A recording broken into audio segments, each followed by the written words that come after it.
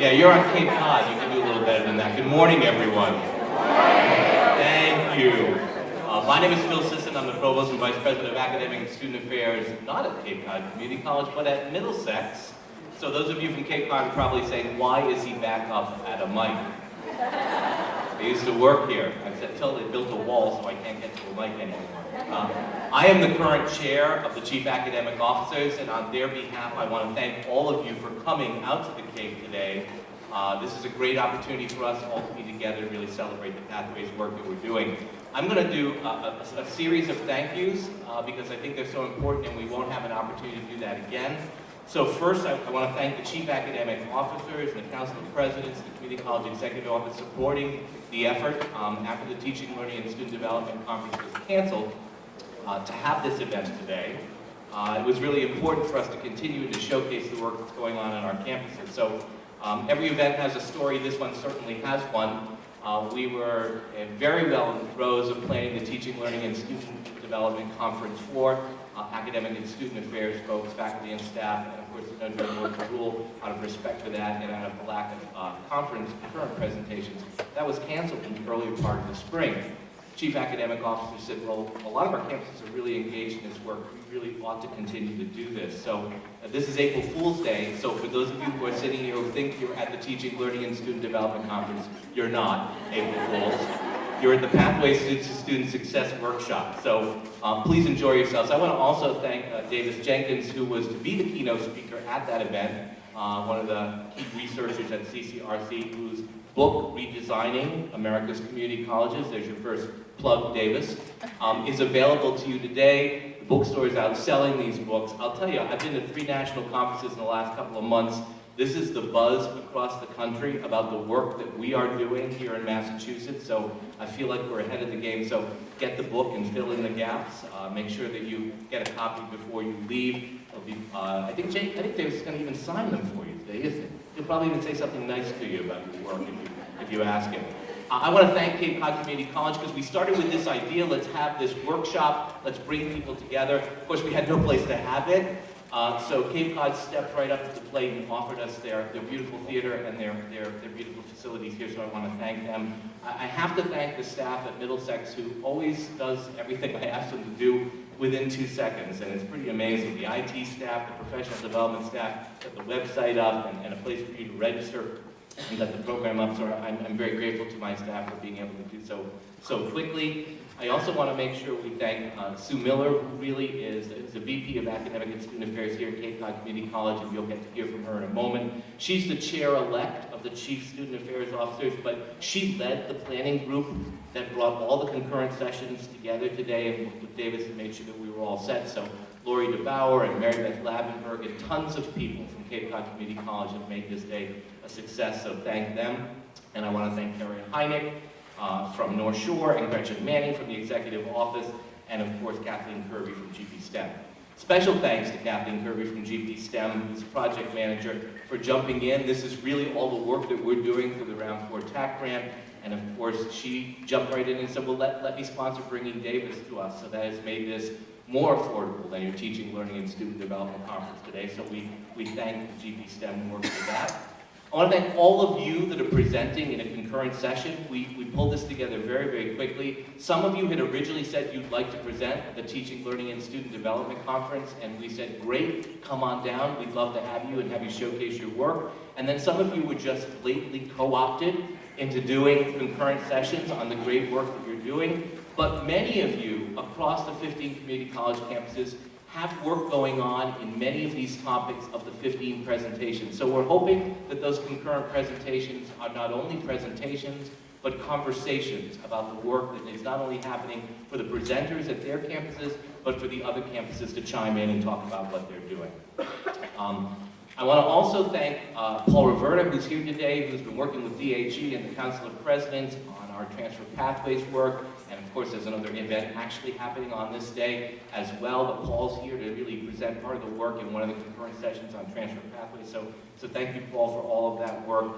I want to thank our MCCC colleagues, those of you who received a call to come on down and be part of this day after work to rule. So we're really delighted to have you with us.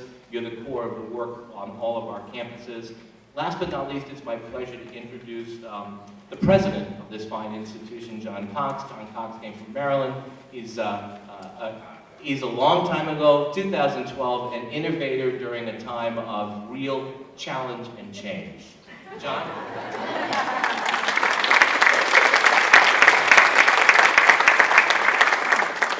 Is it lunchtime? Well, on this Friday, April 1st, let me share with you 4 points about Cape Cod Community College that'll make it well worth the drive, I'm sure. The first is our culinary program. We're pushing blended learning to new heights.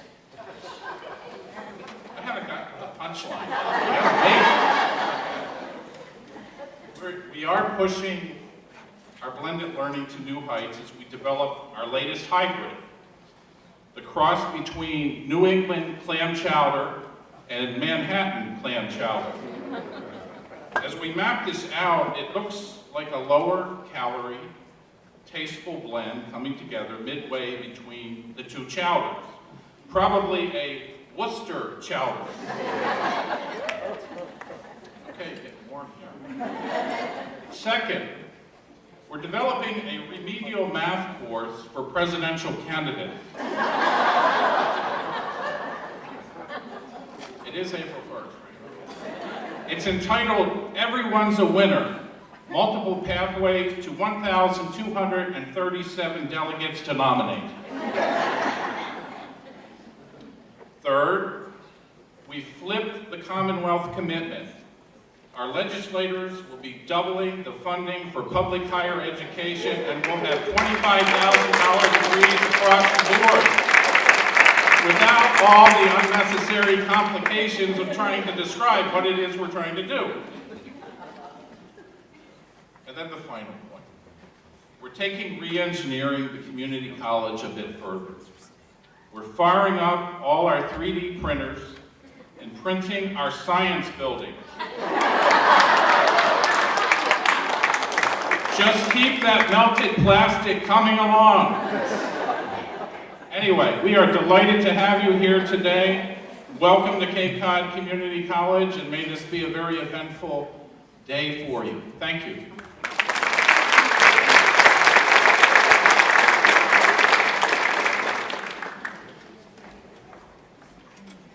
Welcome. I'm Sue Miller, Vice President for Student and Academic Affairs here at Cape Cod Community College. Before I introduce Deputy Commissioner Marshall, important thing, how to get on the Wi-Fi. So, if you just open the browser, a guest page will come up for Cape Cod Community College. Check accept, and you should be all set.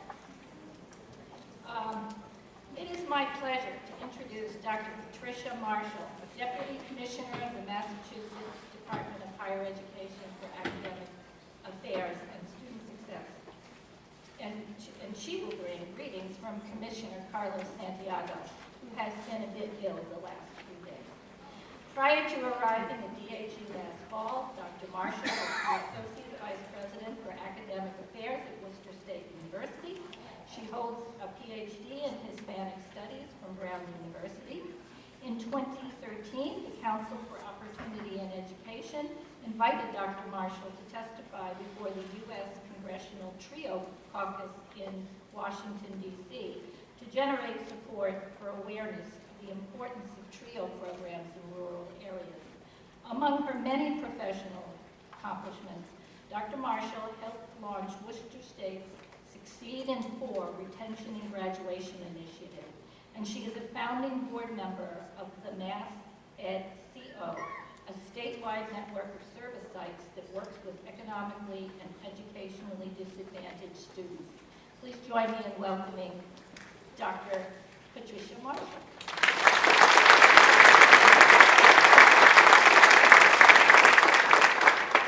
I feel like I have 2 tough acts to follow. President Cox's introduction and the Wi-Fi that you now have. So hopefully I can keep your attention. Good morning, everyone. I'm Pat Marshall, Deputy Commissioner for Academic Affairs and Student Success. and it is my pleasure to welcome you to this Pathways to Student Success Conference on behalf of the Massachusetts Department of Higher Education. Before I begin, I should let you know how disappointed the Commissioner was that he could not join us today for this important event. First of all, I want to express my sincere gratitude to all of you for the important work that you are doing on your campuses to ensure the success of our students. The student success part of my title is my favorite part. This work is key to advancing the goals of our Big Three completion plan at the state level, which focuses on boosting college completion rates, closing achievement gaps, and attracting and graduating more students from underrepresented populations. The exciting work that all of you are doing and that will be showcased today in the concurrent sessions to advance math transfer pathways, to understand non-cognitive factors that impact student success, to promote high-quality academic and career advising, to support our veterans, to accelerate degree completion, and to reduce the cost of textbooks through the use of open educational resources is integral to the success of our students and to the future of higher education in the Commonwealth. Over the last couple of months, I've had the opportunity to accompany the Commissioner on several of his campus visits. During these visits, he has talked about the importance of systemness and the challenges of working as a system in our decentralized model of higher education in Massachusetts.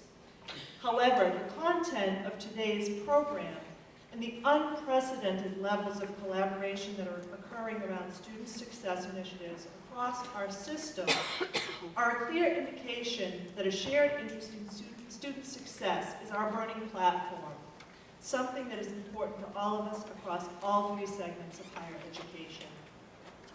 For a good part of this week, a team of Massachusetts higher education folks participated in a co-requisite at scale academy hosted by Complete College America. Representatives from community colleges, four-year institutions, and the Department of Higher Education came together to think about how we can improve the success of students who need developmental coursework through the implementation and scaling of co-requisite models across our system. Similar to issues related to transfer and affordability, we have identified remedial education as a stumbling block for many of our most underrepresented students. And now we intend to bring administrators, faculty, and staff to the table to help us figure out how to improve student success through a series of core principles that will hopefully lead to systemic change in how we approach developmental education. Finally, I would be remiss if I did not thank both Cape Cod Community College for hosting this event and the individuals who worked tirelessly to organize today's conference. Thank you, President Cox and Dr. Miller. I would also like to extend a special thank you to Phil Sisson's team at Middlesex Community College. I would also like to extend a warm welcome from the Massachusetts Department of Higher Education to our keynote speaker, Davis Jenkins. I know that we are all looking forward to the wisdom that he has to share with us this morning. Thank you.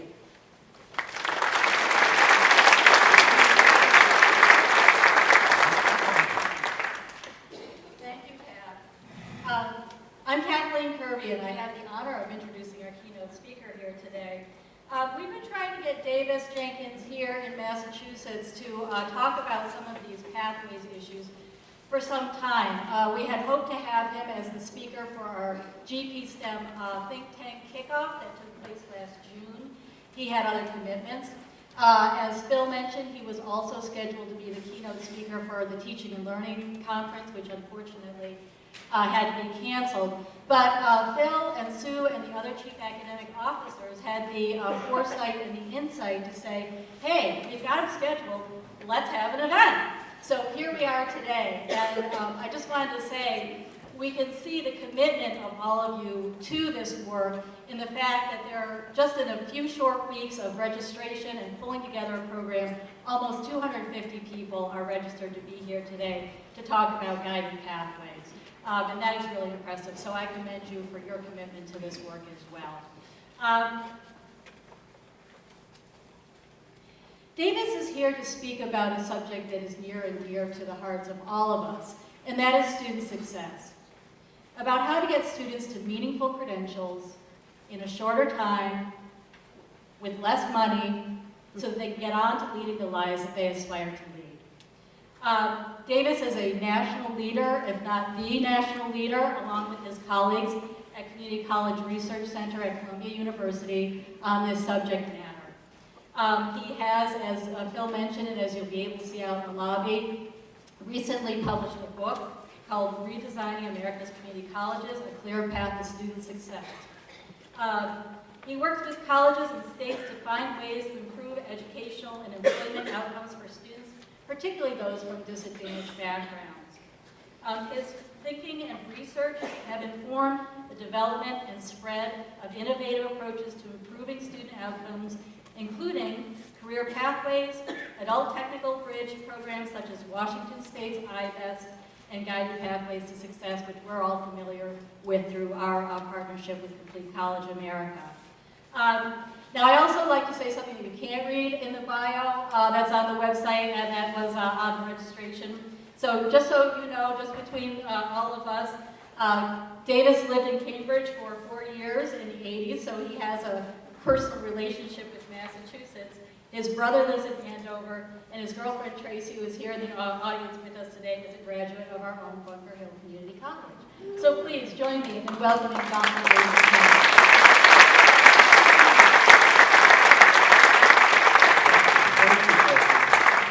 It's an honor to be here. And I don't know, it wasn't hard to get me here. I love Massachusetts, especially this weather. I mean, this is just like good time. You know, if it had been sunny, I would have been disappointed. I'm serious. So it's going to snow Sunday. I can't wait. So it's an honor to be here. I don't know why I'm here, because you guys know more than I do already about this topic, but I'll give it a try. We'll have some discussion about this, and feel free to interrupt, whatever. But so when my colleagues and I and other researchers talk to students who are considering going to community college, these are the kinds of things that they say that they want to know. What are my career options? What are the educational paths to those careers? Okay, they don't use the word paths, but I have to use the word paths in every other sentence just because sells books. But they said, like, how do I get there? What will I need to take? How long will it take, and how much will it cost? How much financial aid can I get? And will my credits transfer, mass transfer initiative? So when we talk to them, once they come matriculated and come to the college, ask them how they're going on these questions, this is what they say. Students are lost. And you know, if you go to your websites and try to answer these questions with your website, which we often do, we've done it in activity-based focus groups with students, we've done it with faculty. We did it with a group of faculty at Miami-Dade College who were doing pathways, and they were very skeptical, and shouldn't students be able to explore? And so we asked them to figure out, a student wanted to transfer to Florida International, which is where most Miami-Dade students who transfer. You know, what would they need to do to transfer with junior standing in bio? They couldn't figure it out. 26 faculty from all. In fact, one said, I think I'll suggest they major in English because I can figure that. So students are lost.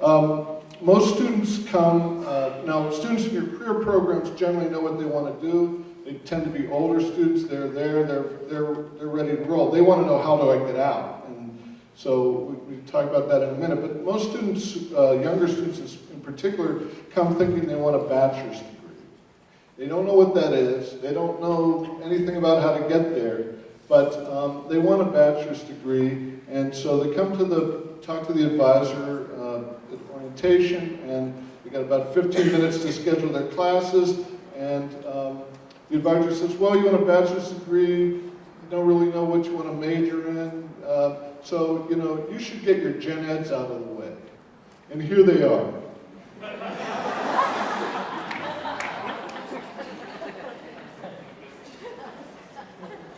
And okay, now this isn't fair because this is not from Massachusetts, so I'm sure in Massachusetts it's much. No, but no, look, at least they're words. They're words in Massachusetts. You guys are literate here. The student's like, okay, should get a PhD if I can figure this out.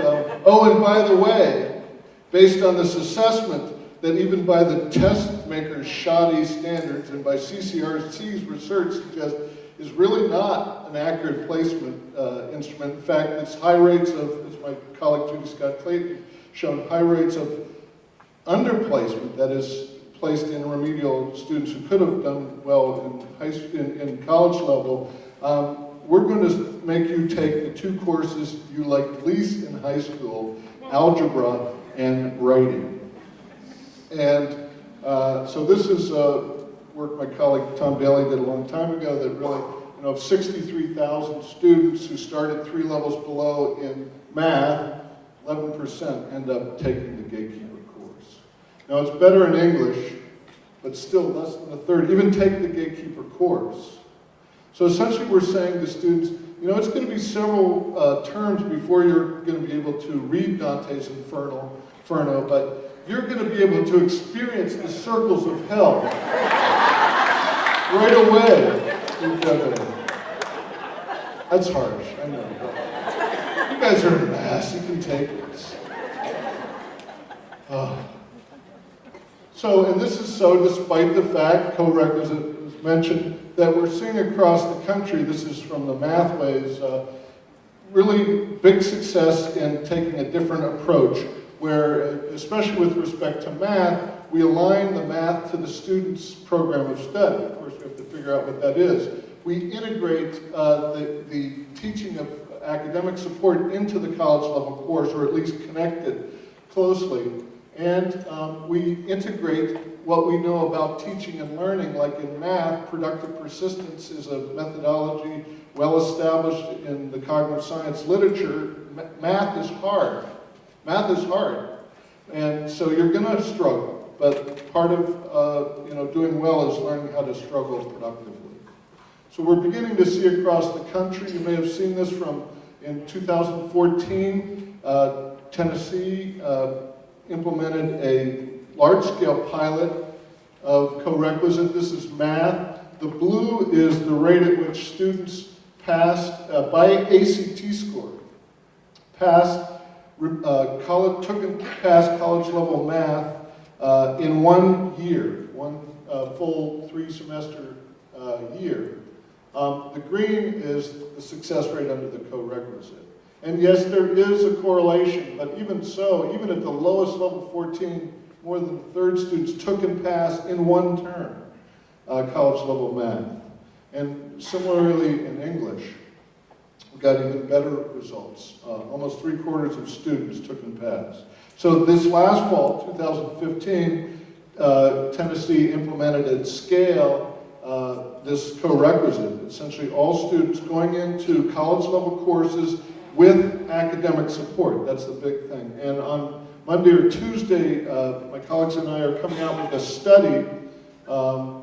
I don't know what this means, but it looks so what it says is, under the prerequisite model for math, 12% finished in 1 year. Under the co-requisite, this was at scale within the community colleges. This is the average number of students per college. Half took and passed college level math. In English, it was almost 60%. And the key thing here, since we're economists, we gotta talk money, even though anyhow. So we're 50%, half the cost of getting this academically unprepared student into and through college level math, and significant savings in reading as well. And this is, you know, this is related to what the student pays, what the taxpayer pays. It's really, efficiency is boring, but it's really important. And these are so one of the things though that in Tennessee's, so one of the things they've done is they've moved in math many more students into quantitative reasoning, statistics, and math for liberal arts, based on the fact that, like you guys, they have moved to a pathway structure such that coming in, students at least have a general idea what they might want to major in, or at least a field that they're interested in. And so they're getting many more, so only 24% of students in that sample here were taking algebra, which is significant. And even within algebra, we were at UMass earlier this year talking to folks in chemistry and engineering with some community college folks, and they were saying, you know, we don't teach algebra for the calculus track. We teach a pre-calculus, but it actually integrates algebra and statistics and other things because, you know, it just doesn't work. It was more of a sorting system. There's a really important new book called by Andrew Hacker called The Math Myth. I think it would be good reading for folks after you've read our book. This is he did a New York Times article several years ago in which he argued, he looked at what engineers do, and only a small fraction actually use calculus. I loved all these quotes. Yeah, the last time, he was talking to like professional engineers, last time, and scientists, I used calculus was, you know, when I took the course in graduate school,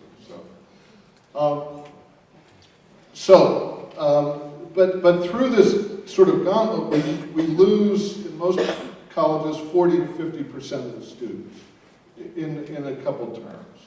But, you know, of those who survive, who swim the moats and make it to the castle gate and are in the castle, this is the kind of things they want to know. So returning students want to know, how far along am I toward completing my program? Am I on schedule? How much more will I have to pay? You know, my mom's now, you have to get her elder care, you know, it's really tight. We have to need to know how, you know, how long this is going to, I mean, how much is this going to cost me? What will I need to take next term? What will my schedule be so I can plan my daycare and elder care and the like? And what if I want to change programs? And how can I get work experience in my field of interest? So again, one exercise we do is we ask colleges to just list out the distribution of students by the program that they're currently in at the college. And a lot of students are undecided, and who's responsible for these students? So you have three groups of students. The largest group of students in most community colleges, Dev Ed students, students who are in Gen Ed, and pre-healthcare students. That's the largest group in most of community colleges. No one generally is responsible for those students. Not, I mean, outside of the classroom, seeing that they're making progress, generally. So, you know, helping keep, so if we don't know where students are along their pathway, and if they're going to transfer, they not only got to be taking, we find that if a student doesn't know well in advance of transfer what they're going to major in, it's almost guaranteed that they're going to have to take additional courses. Even if they major in social and behavioral sciences, we were talking to folks at UMass about that, about this in the psych department requires research as part of Psych 101 and 102 for students who enter UMass as freshmen. So if we're at the community college in Psych 101 and 102, if we want our students to transfer to UMass in Psych or social and behavioral sciences, they got to be having research in those courses. Probably the biggest success in higher education, you probably have heard about Georgia State University. It is a broad access institution. This is not Georgia Tech. In Atlanta, majority minority students, majority Pell Grant students, and they had a graduation rate of 31%, 6-year graduation rate. And yet they looked at their first to second year retention and they were like, well, it's 80%. So the majority of students are coming back the second year. Why is it that, you know, we have a 31% graduation rate? And so they asked the question, how many are coming back for the second year as sophomores? That is, with sophomore standing.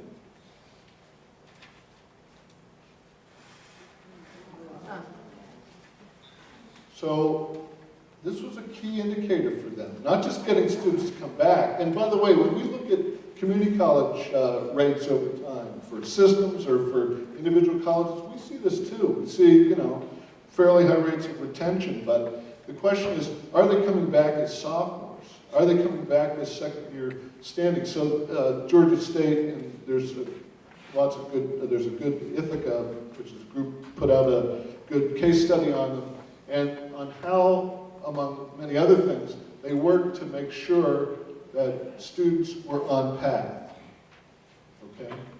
So we got to figure out, not just are students being retained, but are they on path, and that means we got to know what path they're on.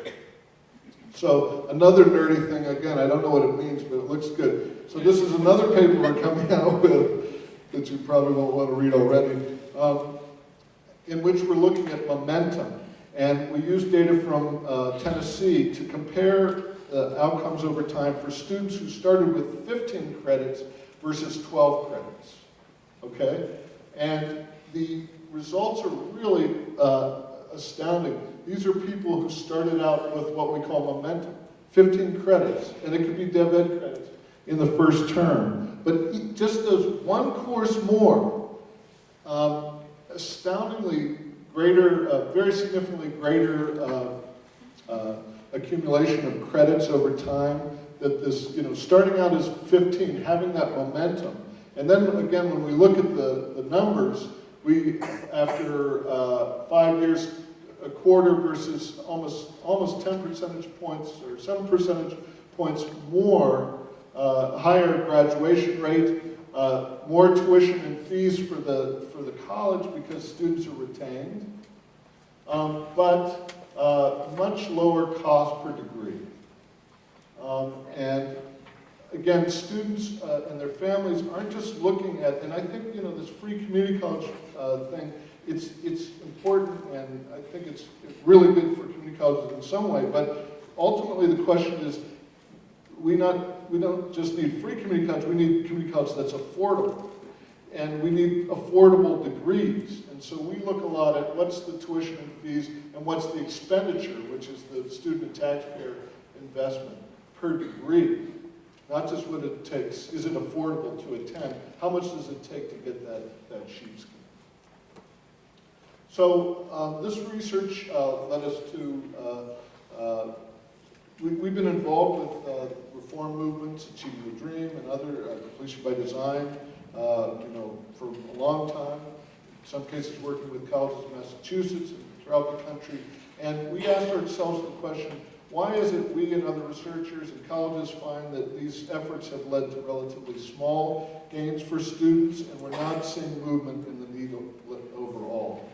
And so what we wrote in this book, published by Harvard University Press. So they published 1,200 copies because they're 1,200 community colleges. This thing has sold over 20,000. This is the largest selling education thing at the moment for Harvard University Press. And they're like, what is a community college? You know? What's a community college? How's my Mass accent? My girlfriend is just like, oh, wicked, bad. So our conclusion, and this is a caricature, is that community colleges were well designed to do what we as a society asked you guys to do in the 60s, 70s, and 80s, which was to provide low-cost access to higher education. But that led to what we call a cafeteria college, which again is a caricature. It's not, you know, like a caricature. It has some truth to it. But, you know, the cafeteria college is not designed in a way, it's designed in a way to get students in the door really well at a low cost, not designed well to help students get out. The paths to student goals are unclear. Again, look at those questions that students have and then check out your website, and generally I think you'll find it's hard to navigate. The intake system, including Dev Ed, but the whole intake system sorts students and doesn't build their skills for college. Students' progress is not monitored, and this is really the key thing, that if students are cobbling together their education program over time, they're not putting together a coherent program of study. And so, you know, although we don't have hard evidence, the evidence on learning shows that you need to have a coherent program of study and to build their skills over time so that by the time they transfer to UMass or wherever as juniors, they're able to handle junior level work, or when they go in the workplace, they're going to have these competencies that employers want. And so this model has led to a lot of churning, that is students coming, you know, almost 40 to 50% generally find dropping out by 2 or 3 terms, transferring before they get an associate degree, you know, lower completion rates, excess credits. When we look at community colleges, in most states you get associate degrees and take out nursing and the other longer programs. Generally the average number of college credits, not just remedial credits, is in the 70s.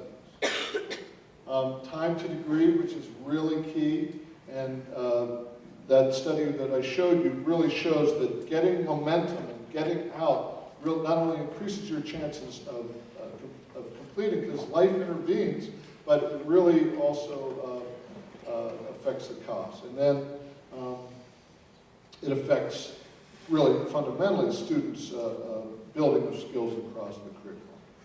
So what we've observed in both 2- and 4-year institutions is a rethinking of this, of how to redesign the college so that we can provide low-cost access, can continue to do that, while at the same time helping students get degrees of value that enable them to get jobs in the labor market and pursue further education. And this entails making clear what the path is to student end goals, with, again, the goal being careers and the education needed to go to careers. And that can include liberal arts, by the way, we've got to talk about that.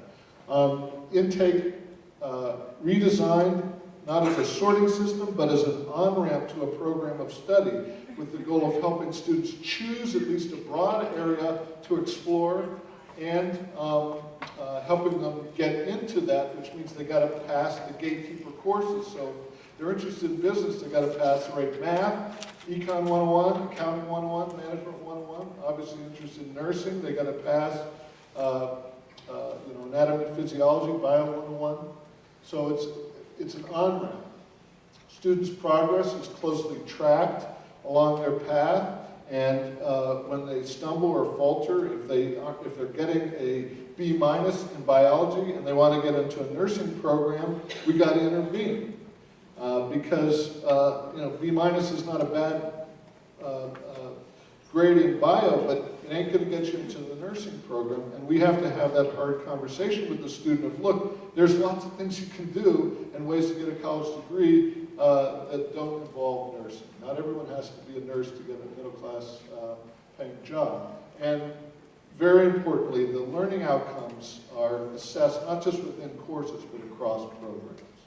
And so the theory is, and this is a hypothesis, and you folks are, as Phil and others were saying, leading the country on this, testing this hypothesis. But we're starting to see evidence of this, lower churning, more students completing associate degrees before they transfer. There's a graduate student at Stanford who just produced a really important study that hopefully will be published. Unlike us, we put stuff out there, and she wants to get it published. So, but it basically shows that students in transfer paths are much more likely to get an associate degree and succeed than those that just sort of transfer early and are on less of a path. Higher completion rates, lower excess credits, lower time to degree, and very importantly, building a coherent set of skills across the curriculum. So I'm just going to go through and you know, show what this looks like across the country in different formats, and then we can, you know, then you can argue with me. Then we can have rebuttals. So when you type in, and you guys can, but keep your sound off, the undergraduate degree, if you type in academic programs, Arizona State University, this is what you get. They have more than 300 majors at Arizona State. So here they are. And look, they're all in sort of like with people and careers and the like, and here's cool majors. So if you click on cool majors, number 1, accountancy. My girlfriend's a bookkeeper, so accountants are hot, but also aerospace engineer. So my theory is these are cool because you make enough money in these to afford to be cool. You know? Intermediate art. So they're, yeah, biochemistry. So when you click on, let's click on accountancy, the cool majors, here's what you get. This is just the one page on the BS in accountancy. So here's a description of the program, but then YouTube of these beautiful, cool men, accountants, and then they do click analysis, and students look at second language requirement, no, thank God. Program math intensity, these are what they look at, moderate. Wow, if accounting's moderate, I'd hate to see what intense is. So then, when you scroll down, this is the additional things you have to, requirements over and above ASU general requirements. And then I'm going to talk about these transfer agreements in a minute. I'm just scrolling down the page, and then at the bottom of the page, this is the same website, you have the careers. So you sort of start with the careers at the top, and then you end with it down at the bottom.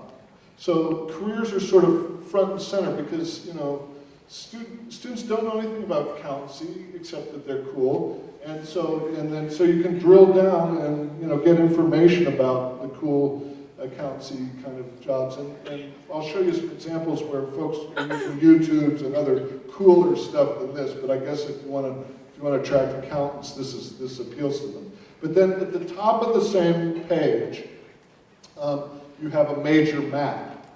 There's a button called Major Map, and what this does is it lays out the courses, term by term, that you take. And you see these diamond courses, those are critical courses. That is, these are courses you have to pass with the requisite grade, I guess in this case C, in order to proceed in this major, because they know, statistically, that if you don't pass CAS 105 or Accounting 232, this is the gatekeeper accounting course. Financial Accounting 1, with the C, your chances of getting a bachelor's degree in this field are nil, and they're going to help you move. So and there are electives in there, but they're electives with a purpose. And there's, of course, gen ed and science all in there, but it's well thought out by the faculty and advisors to create a coherent program of study. So, of course, if you don't know what you want to major in, which of the 300 majors you want to choose when you enter, which is the majority of ASU freshmen, you are required to enter one of these exploratory majors, which are actually 6 or 7 areas: business, education, engineering, life sciences, humanities, fine arts and design, STEM, social and behavioral sciences. So these are essentially the broad fields. I guess there's 7 or 8 of them. You have to choose one of these, and they're 2 or 3 term prescribed programs of study, which include required workshops developed by developmental psychologists to allow you to explore your personal, professional, and academic interests with the goal of helping you decide, am I going to proceed in business and major in business, or am I going to switch? And if you don't choose something by 30 credits, they said, well, you can do this gen ed track, this Bachelor of General Studies, but you're not going to get into graduate school with that degree, and employers are going to say, what the heck is this? So what they're doing is not limiting with these exploratory majors. These are like meta majors, that sound familiar, is not limiting students' choice, but actually creating a way of exploring. And research that we and others have done suggests that students choose a major not best, most effectively, not by getting a bunch of information dumped on them, but by exploring. They gotta get a taste. Am I, are these my people? Am I good at this? They have to see. And so this gives them a taste, but without locking them in, and it indicates very clearly when they are going to get locked in. So when you have students on a path, as you know, you can do a lot of analytics, and the key first primary analytic is, are students on path? And so, they've done a lot of work at ASU to, make sure more and more students are on path. This on track by override is like, you can change and ASU is very big and interdisciplinary. So these maps they're just templates. But they're templates for a plan that every student is required to have. Students can customize it, but they can't customize it on their own. If you want to make a customization or a change, you've got to see a faculty or an advisor or someone who's going to tell you, Davis, I know you want to take welding bad, but that is not going to, you're going to have to, financial aid won't pay for that because it's not in your program of study. And so even at ASU, they've seen increased retention and completion rates. Now, for community colleges, what's significant here is that they have built for over 160 of these maps, these down into the community colleges in Maricopa, in the Phoenix area, throughout Arizona, and actually they're more and more in California. In California, Arizona State's referred to as the 4th higher ed system in California. Because the CSUs and the UCs are tapped out, ASU is just, that sucking sound is students going from California to Arizona. So this is a web page, My ASU, for a community college student at Glendale Community College, and you'll see this is their page, their ASU page, and this student is on a BS in accountancy, she wants to be cool, path. And this is her ASU advisor, and here's information about the Carey School of Business and cool jobs in accounting. And this is a YouTube on how Amanda, another student, paid for college. And on the student's website is, where they stand in relation to translated into the Maricopa course numbers, which are different than ASU's. Course names and numbers, the courses they are taking and how far they are along to getting junior standing in a major. And the ASU people, like the Dean of Business, can look at this, or the Chair of Accounting can look at this and see how many students are coming through the pipeline on this, and in our field. And so, they can use that for planning.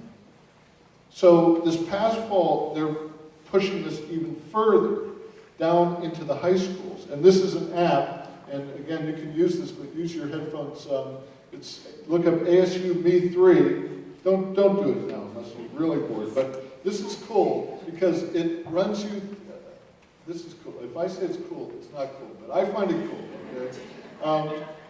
It's an app that runs you through 50 questions. Would you rather work with community colleges students or dolphins? Or, it's like my daughter does this too, but it's, Daddy, how would you rather die?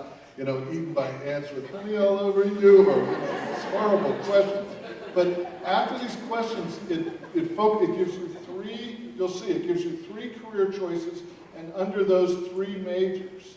And then you do further winnowing down, and you choose, just to choose a major in an area you might be interested in, and it takes you to that program page at ASU, and so that you can see, and then it indicates, if you want to go through the community college, what you need to take. But then most importantly, it says what you've got to take in high school, freshman, sophomore, junior, and senior year, if you want to be in a BS in accounting.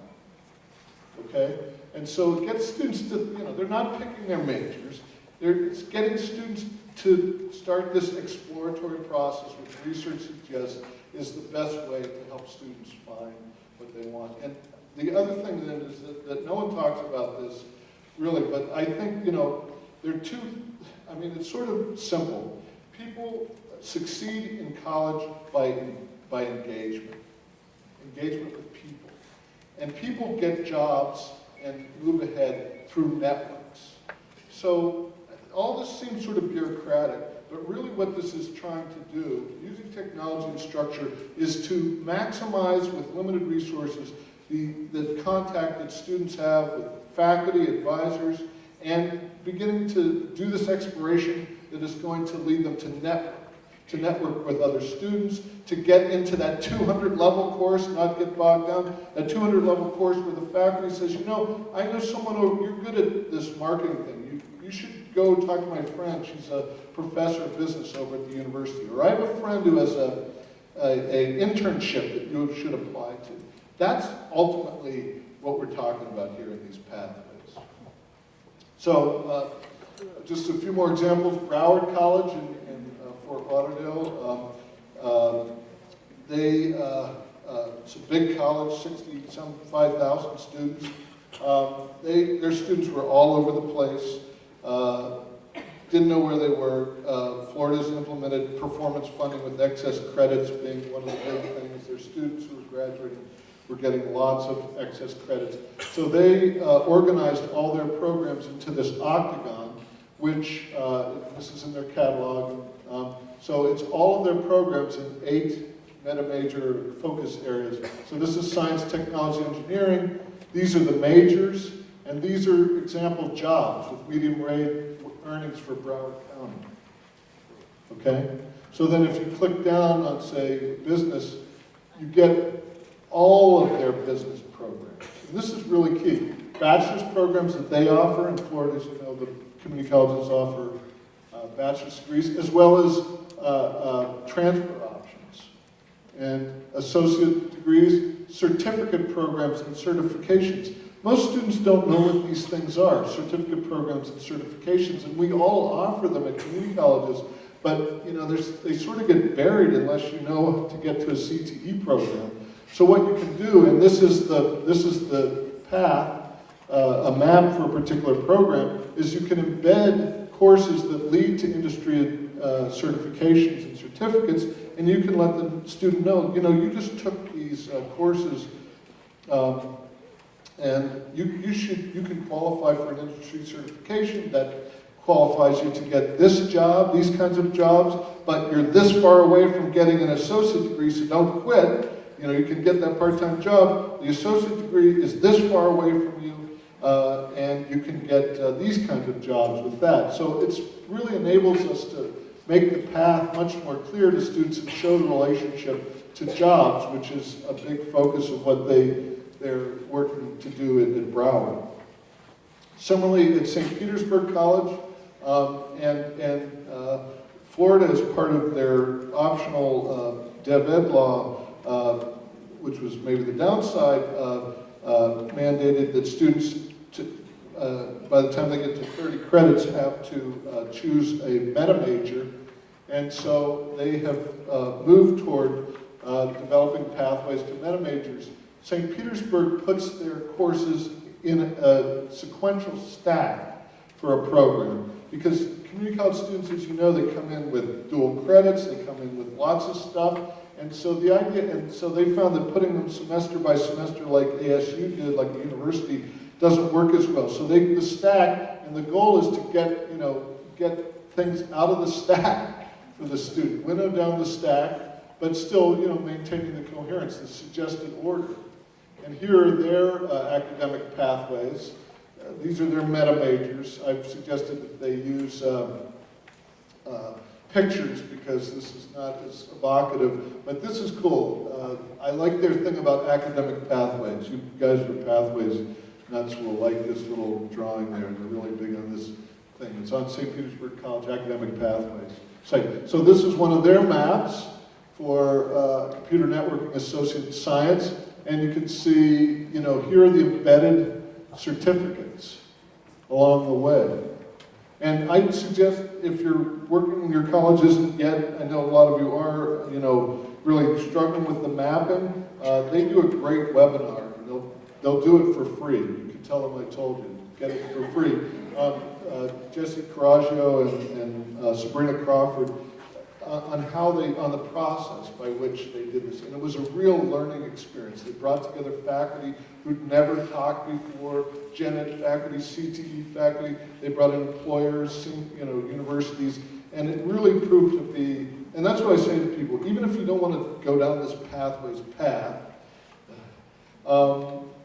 at least, if you can find the time, which is critical, do this mapping thing. because it's, you know, just as an exercise. Map out your programs. And, I mean, they found courses that were prerequisites to each other, so the students in this, like, infinite loop, Kierkegaardian kind of, you know, Sartrean thing, you know, anyhow. The other thing I like is they not only have the courses, but these milestones. So things you should be doing from zero, you know, at each stage. Like, they talk about learning plans, there's things about internships. So these are non-academic milestones and academic that you know, when you get to, if you want to transfer to the university and you're at 30 credits, you need to get that application in, right? And you can track these milestones. So I sort of like, you know, obviously the path metaphor I love, but, you know, how they've sort of shown the relationship between the courses and these milestones. Okay, just one more. Lorraine County Community College, this is a prototype in development.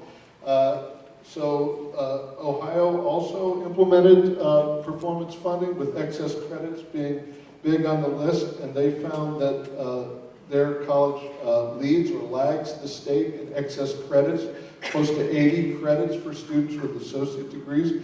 And they also found that they looked at their graduates for a previous year and found that 60% graduated in a field that was different than the most recent field recorded for that student in the student information system. So they realized they had an issue there.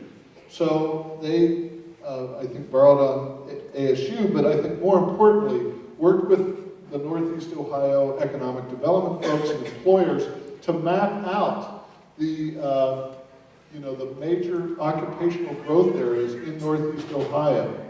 So these are all of the, when this is going to go live for later this spring for registration. So when you enter academic programs, instead of the, you know, alphabetical list we typically get at community colleges, this is going to show up. You can still look alphabetically.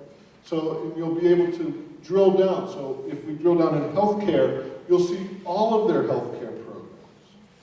You know, everyone knows nursing, but sports and fitness, I didn't know that. I mean, students don't know what's respiratory care, radiography, you know. So they see all of the healthcare, and then if you drill down in the nursing programs, you see all of their nursing programs, including their bachelor's programs that they have in conjunction with local universities, and masters of science programs. And then you drill down even further to a specific program, associate degree in nursing, career information, curriculum guide, that's the map, course descriptions, admissions requirements, boom, apply.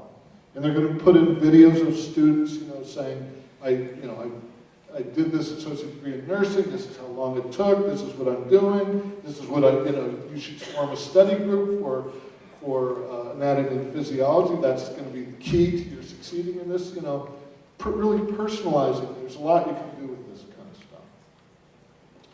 stuff. One reason they're moving in this direction is that they have a very robust dual enrollment, high school dual enrollment. You guys do that at Mass, right? Yeah. At Lorraine, it's over 20% of their credit hours are in dual enrollment. And they also have a very robust university partnership program where universities offer programs often on campus. But they were finding that fewer than 20% of their students who were in dual enrollment actually were coming, and obviously many of them wanting to be going to get bachelor's degrees, were coming to the college to get the associate degree first and transfer. And I'm like, you're losing, that's too many. It should be at least half should come on. And so starting this last year, they started sending to all the parents of dual enrollment students and guidance counselors this little sheet here, which shows the bachelor's programs, you know, that they have university partnerships with. And these are serious bachelor. Ashland University trains many of the teachers in Northeast Ohio. This BS in Sports Studies in Akron is nationally known. Hiram College is a, you know, specialty university.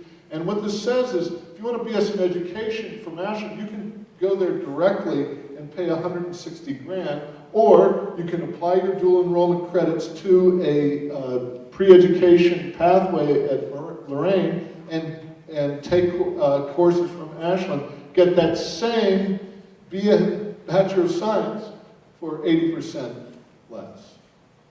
So, I mean, this is just one way that community colleges, I think, don't necessarily, and yes, many of these dual enrollment students are going to go directly to the university, and yes, community colleges have the stigma and the status and everything, but I'm sorry, for 80% cost savings, I can get over the stigma, especially if I'm getting a BS in biology from Bowling Green University. So, this is sort of focusing on the path for families and students. Anyway. So, I think, you know, making these paths is when faculty and staff are empowered to do this, when no one's going to lose their job on this, but when they're held accountable, every time, there's always this similar kind of discussion around this, and I don't know if you've seen Rob Johnstone's Pathways Demystified, but he goes over the 10 most frequently asked questions about guided pathways. You know, shouldn't students have choice? This is killing the liberal arts. You know, these are valid questions. You get them every time. And as long as you can get over that hurdle, we found throughout the country, people are on board. But the tough part is really the whole advising and reorganizing the front end, which is what this is from Valencia College. So they, by 30 credits, have to get students into one of these meta majors here. And so they've completely redesigned the front end. And they've embedded their professional advisors in meta majors. And then they've hired these completion coaches. And this is, you know, you don't have to do it this way. But this, I found this interesting. They've had kids right out of bachelor's degree programs for 2 or 3 years. These are students, these are young people who know how to use Snapchat, and like, you know, I feel like going down there and saying, could you reach my daughter? She's 15, she doesn't respond to my texts. But their job of these networking students or advisors, which is a 2-year position. They say this is not a career, but you're going to get a really lot of good experience, and they hire them based on their networking capabilities, including social media. And their job is to help students explore, and by 30 credits, or ideally well before, get them on one of these meta majors, where they deal with the professional advisors and the faculty in those areas. And so they've created this new student experience, which has, you know, advising, extended orientation, it's, you know, co-curricular activities, you know, in the field, so that students, you know, can get interested, and, you know, by 18 hours of college level credits, they want to get you in the major. And here are the learning outcomes for this. Only Valencia can think of 6 Ps, you know, but these actually make sense. So the goal of this intake process, which is, you know, goes through the first term, is they want students to have a purpose statement. They want students to be on a path. I'm glad they had that, but I would put that first. But anyhow, they want students to have a plan, and students need to be prepared with college success skills, time management, etc. And this is really important.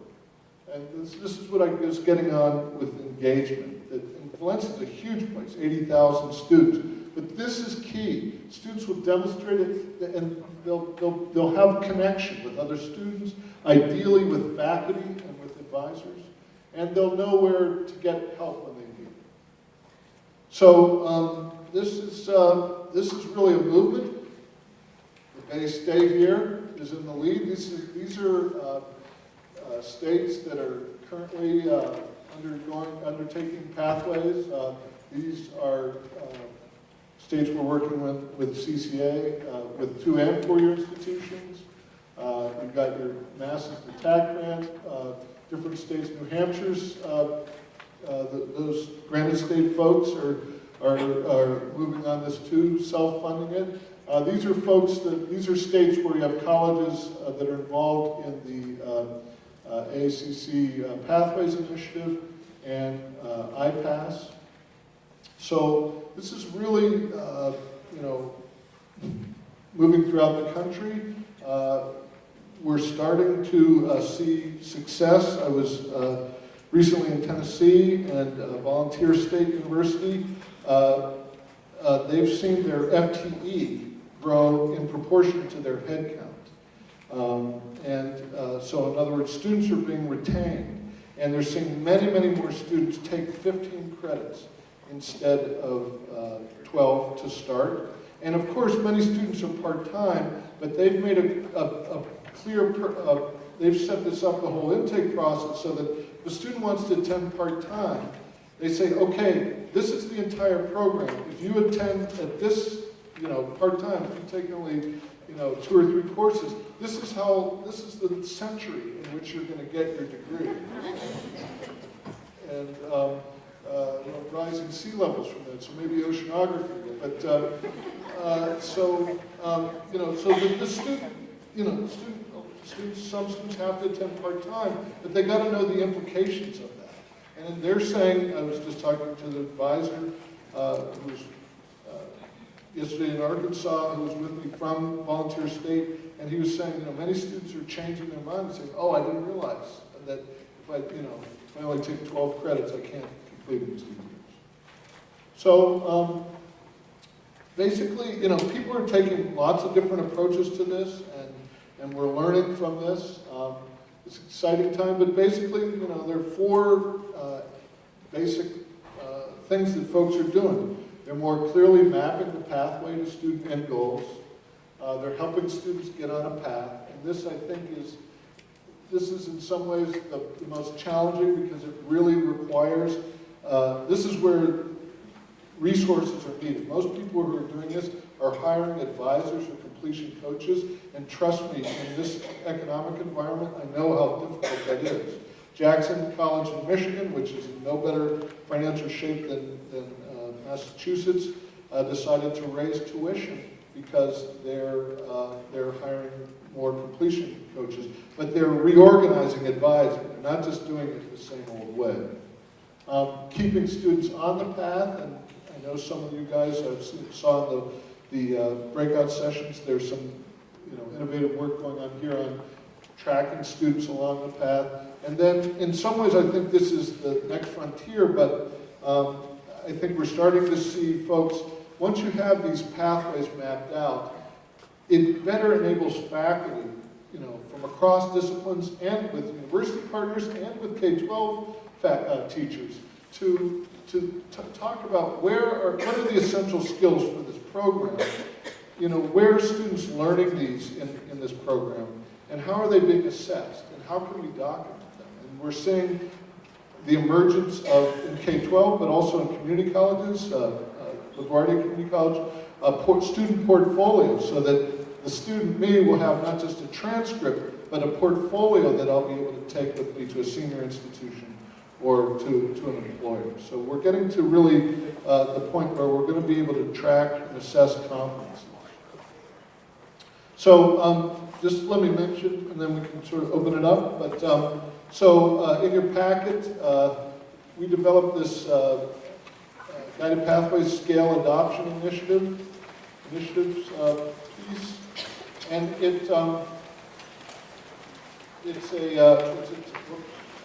got the wrong one, but there's a template that has for each of the 4 major domains a set of sort of idealized. It says Guided Pathways, Essential Practices, Scale of Adoption, Self-Assessment.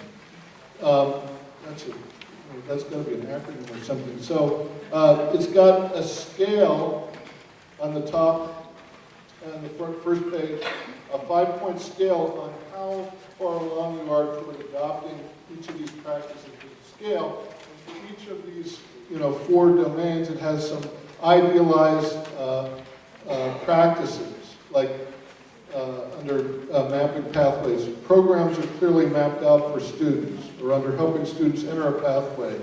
Every new student is helped to explore career college options, choose a program of study, and develop a full program plan as soon as possible.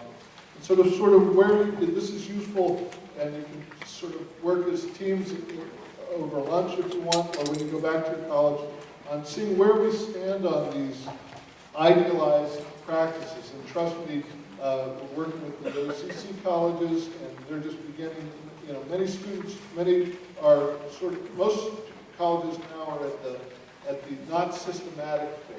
We have degree audits, but we don't really use them systematically. And we have career counseling, it's available, but it's not part of the whole on-ramp system.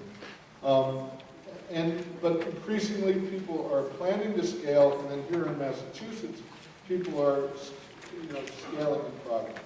So and colleges have found this useful as a planning tool to step back and say, where are we in this pathways work? You know, what areas here do we think are important for our students in our college? And, you know, what do we need to do to take what we're doing to the next level? We've got a few minutes.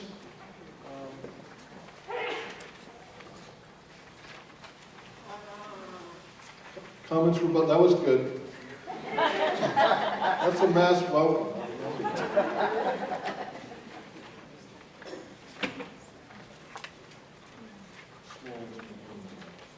So, yeah. Hey, is this a half pipe? This is good.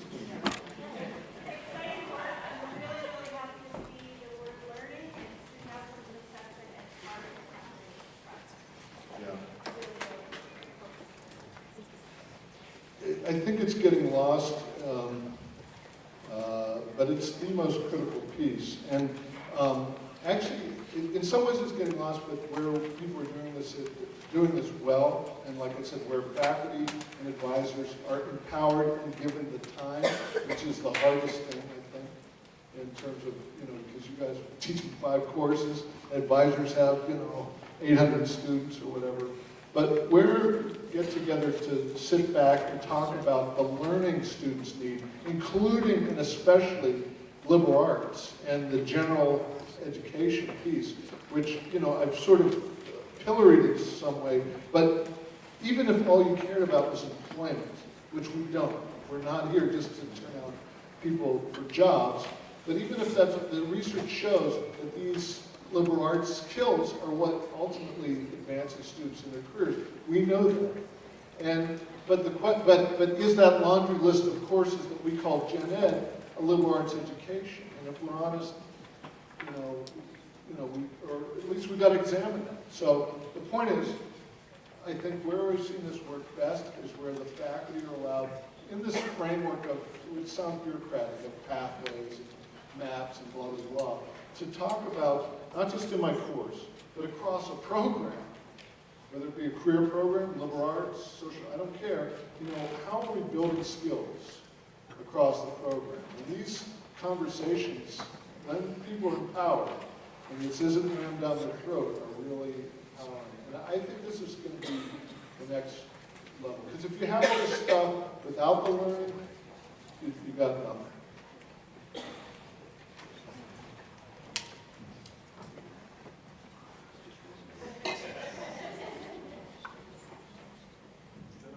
Hi, I'm Ellen Nichols from Middlesex Community College.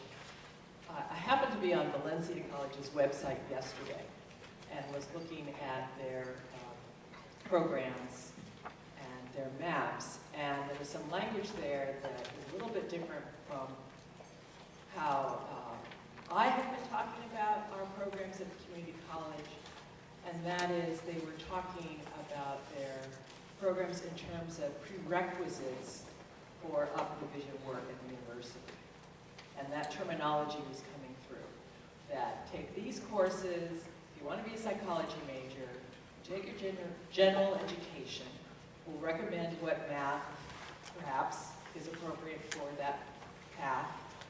And here are 2 psychology courses you need to take that are prerequisites, generally prerequisites for bachelor level upper division work.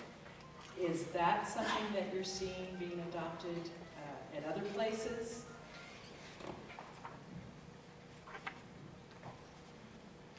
Yes, and this is what we're saying. Associate of Arts degree is not a program. A program is an Associate of Arts degree that allows you to transfer with junior standing in a major. And indeed, I was just with Sandy Sugar, the president of Valencia. He said that, and we're hoping to do some work with them on this, their goal is that the student graduates with an associate degree with the courses, the prerequisite courses they need for transfer with junior standing at UCF. And they're tracking this. So and this is important for mass transfer, I think. It's a little bit harder here because they're working with one University of Central Florida. And, I mentioned ASU, they're the big dog, and Florida International is another one working with Miami, Dade, Broward. So, when you're a state like Mass or Pennsylvania, where you have lots of options, it's hard. But anyhow, they moved from 15% of students getting their associate degrees with no excess credits for their major to 60% in 2 years, in a large part through this front-end redesign and focusing. You not just need and this pressure is coming from the universities. UCF will not accept you if you haven't, declared a major, because the Florida universities are under performance funding strictures that limit their excess credits. So they get killed if the student comes and they have 60 credits from the community colleges and they're wandering around taking more prerequisites for bio. So yeah, this is the focus. A program is something that leads to a credential that will enable you to move to advance in the labor market or move to the next level of education. And with transfer, it's transfer with junior standing in a major. Every university we talk to, we're doing a study with Aspen. We came out with a study using clearinghouse data. You may have seen state by state of transfer rates and student bachelor's completion rates. Massachusetts, 4 years don't do so well in graduating your students relative to others. But I think mass transfer will help. But it can't just be about gen ed transfer, because that's not enough. Students are going to be talking to UMass, everyone, UMass, every college we talked to in university across the country said students got to know their major. They can't just be taking any old gen ed, they have to be taking the right science, the right psych, the right, we were at Colorado State University, the English, people say, oh, you could get into English. That's not true. The English faculty at Colorado State, we're talking about, all this technical stuff, rhetoric and other stuff I didn't understand, that they're teaching in their 101 and 102 courses at Colorado State for their freshmen. So community college students coming in from Front Range, unless they got to have those in 101 and 102 too. And it's a challenge because in the community college, they don't have they don't have, CSU, the faculty are teaching 3 courses, and you guys are teaching 5 and relying on adjuncts. But if we want these students to transfer to UMass, Colorado State, FIU, wherever, and do so efficiently, we got to, and this is really where the learning comes in. Because it's not just about the credits and stuff. They got to be not just taking Psych 101 and 102, it's got to be the right content. And these are really exciting, although exhausting, I know, because you guys are already tired, I'm sure. So that's the mindset we've got to think about. Identify yourself for the victim. Hi, Anthony Ucci from Bristol. We've been working on a major project, primarily for our general study students, because we have thousands of them, unfortunately. And one thing we're sort of struggling with, we've kind of worked our way through some of the processes, and one idea we're not really sure how to implement is we know how to get students into a meta major because we have that onboarding process and we have some control at that point, but we don't know how to push them out of a meta major and into a more specific program because we don't really have that, we don't have a system in place on the campus to kind of encourage that type of movement. So do you have any suggestions, guidance, thoughts about that? Yeah, it's easy to put in place a system to do that. I mean, that's what you got to do. We built these meta majors. Now how do we? No, I'm being facetious. That is the important first step, but No, and you know, but the thing is, you make it part of the map for students.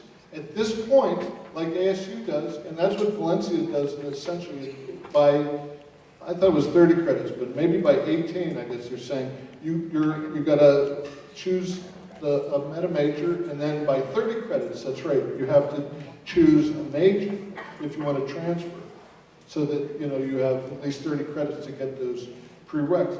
It's the required part of the map, and many students will change. Queensborough Community College requires all students to enter one of 5, they call them academies, meta majors, and students can switch, but they have a process by which there's a point where the student has to decide, am I going to proceed or am I going to switch? And there is a process by which you have to make an appointment with the advisor or the appropriate person to say, I'm going to switch. So we make it part, students, this is what these folks from Volunteer State were saying, except they were saying it in a different accent, it was hard, but is that students will do what you tell them. So, but, I'm being somewhat facetious.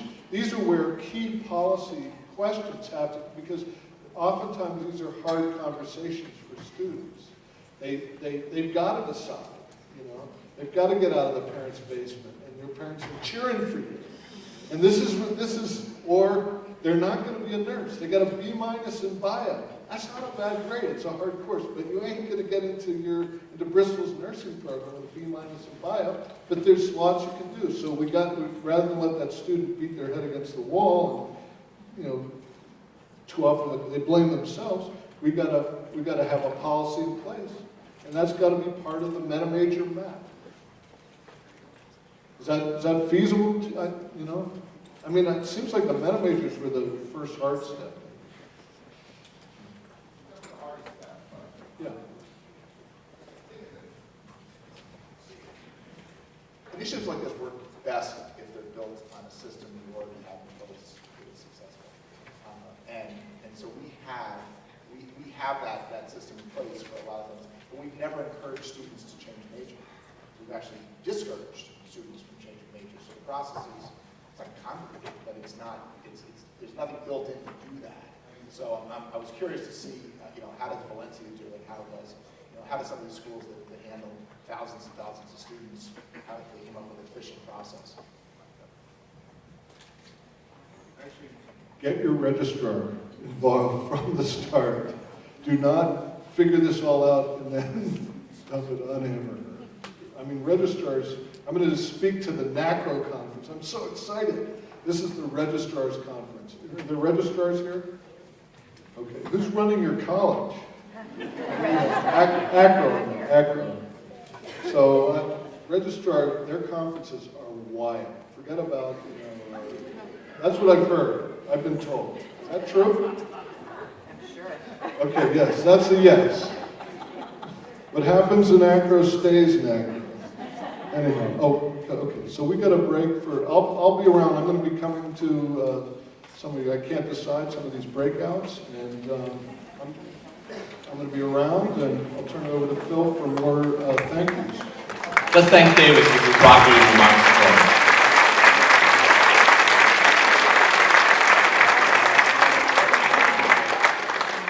So Davis, thank you. One last plug for the book. These concurrent sessions have all been identified by the themes that are in Davis's book about the key elements of how to redesign community colleges. So you see one around redesigning programs, guiding students, assessing college readiness, important placement for student success, and innovation in the teaching and learning process. So what we're going to ask you to do now is actually travel to your concurrent sessions.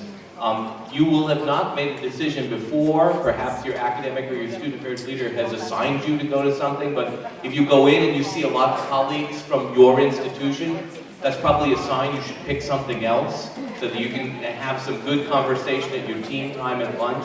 It's designed for you to gather as much information as you possibly can so that team time and the ability to fill out that assessment interest inventory at lunch will be time that is well spent.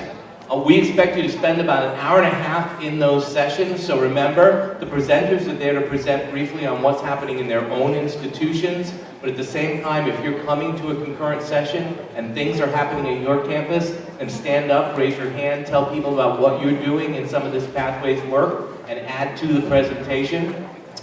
You've got a map on the back here. The campus is in a circle, you know that, so it's pretty simple. And if we do have liquid sunshine outside, the nice thing about Cape Cod Community College, you can actually duck all of that by going inside buildings. You can avoid being right out in the quad. So depending on which building you have to go to, you'll notice there'll be folks that will be outside able to assist you. There's signage to get you to where rooms are, so please don't hesitate if you need additional help. For those who are presenting, there'll be AV help around if you need it.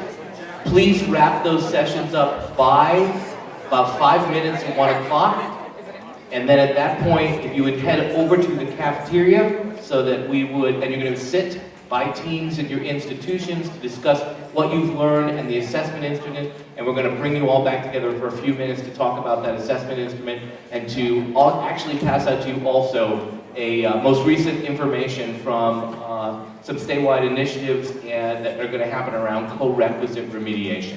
So, thank you very much. Head off to your concurrent sessions, and we'll see you at lunch at 1 o'clock.